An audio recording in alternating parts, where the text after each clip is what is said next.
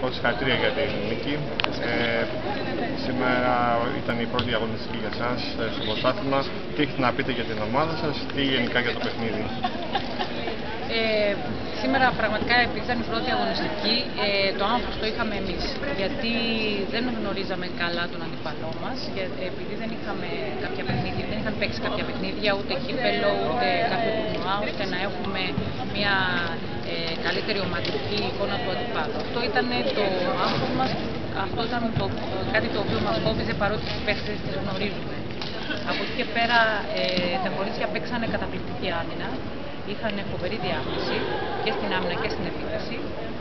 Εν συνεχεία ο Άρης πιστεύω είναι μια πολύ καλή ομάδα, αλλά κάποιες παίκτρες ήρθαν τώρα τελευταία και δεν είναι ακόμα έτοιμη η ομάδα του Άρη. Πιστεύω ότι θα βελτιωθεί και θα γίνει καλύτερη στη συνέχεια. Εμείς να ευχαριστήσουμε τον Άρη για τη φιλοξενία, γιατί δεν είχαμε κανένα πρόβλημα, και να δώσω συγχαρητήρια στις παίκτριές μου για όλη την προσπάθεια που έκαναν, για τη διάθεση που έδειξαν και για την αυτοσυγκέντρωση που είχαν στο παιχνίδι. Αυτό το οποίο πραγματικά καταφέραμε να κάνουμε ήταν να ελέγξουμε το ρυθμό, γιατί ήταν ένας αγώνας εκτός έδρας, ο οποίος θα μπορούσε να έχει πολλά σκαμπανεβάσματα αν άλλαζε ο ρυθμός του παιχνιδιού. Ελέγξαμε το ρυθμό σε όλο το παιχνίδι και πήραμε μια σχετικά εύκολη. Coach, ο Αθηναϊκός χθες 102 στο Πανιόνιο. Πιστεύετε ότι είναι για εσάς ο μεγάλος στόχος στο πρωτάθλημα? Κοιτάξτε, όπως έχω ξαναπεί, η ομάδα μας είναι νεανική.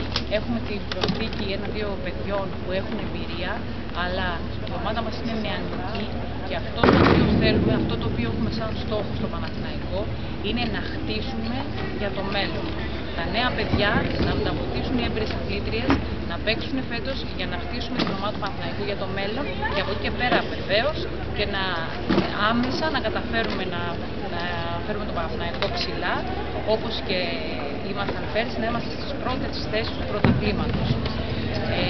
Η προσπάθεια που κάνουν τα παιδιά είναι πολύ μεγάλη, όπως και η διοίκηση και αυτός και οι συνεργάτες. Θέλω ιδιαίτερα σε αυτό το σημείο να ευχαριστήσω τον πρόεδρό μας, τον κύριο Μαυρόπουλο, για τη βοήθεια που μας παρέχει και επίσης να του αφιερώσουμε και τη σημερινή νίκη.